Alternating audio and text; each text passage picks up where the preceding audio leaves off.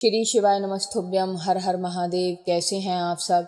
देखिए, आज का ये वीडियो बहुत ही ज़्यादा खास होने वाला है।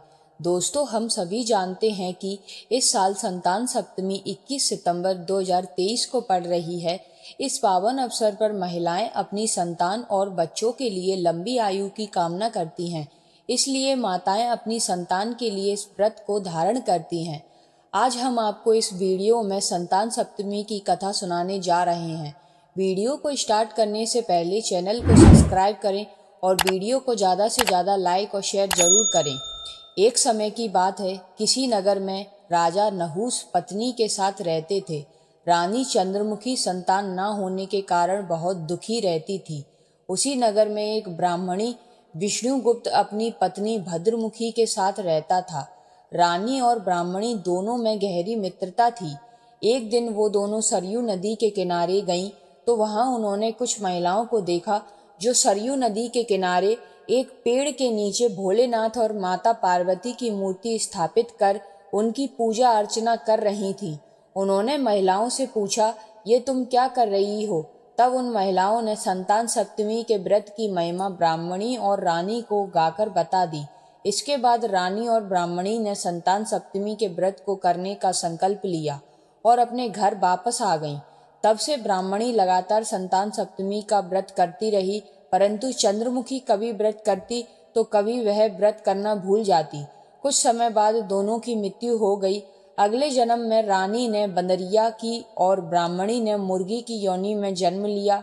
ब्राह्मणी को तब भी संतान सप्तमी की व्रत की महिमा याद रही और वह लगातार भोलेनाथ और माता पार्वती की मन ही मन उपासना करती रही और व्रत करती रही।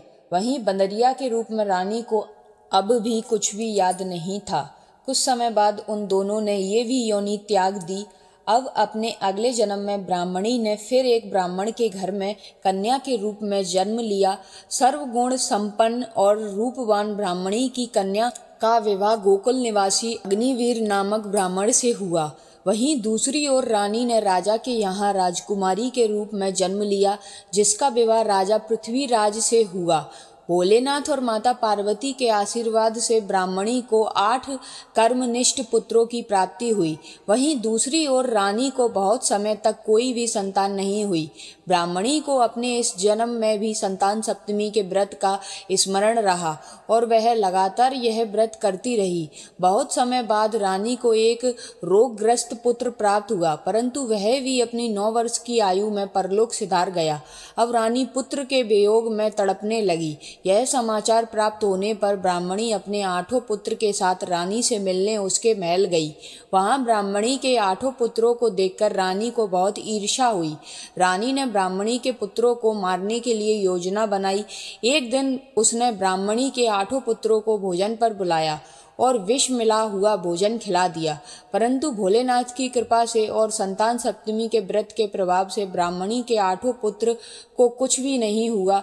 यह देखकर रानी ईर्ष्या की अग्नि में और भी जलने लगी और उसने अपने सिपाहियों से कहकर ब्राह्मणी के 8 पुत्रों को यमुना नदी में फेंकवा दिया, परंतु इस बार भी भोलेनाथ की कृपा से ब्राह्मणी के 8 पुत्र जीवित बच गए।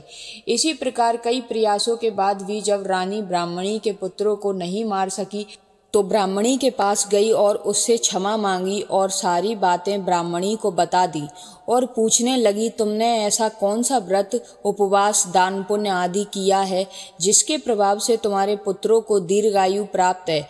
यह सुनकर ब्राह्मणी ने रानी को संतान सप्तमी की महिमा बता दी और साथ ही साथ अपने पूर्व जन्मों की कहानी भी बताई और कहने लगी, मुझे लगता है कि तुम्हारे संतान सप्तमी के व्रत का संकल्प लेने और व्रत ना करने की वजह से तुम्हें संतान प्राप्त नहीं हुई है।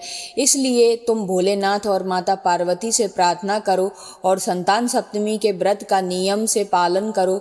भोलेनाथ की कृपा से तुम्हारा यह दुख दूर हो जाएगा।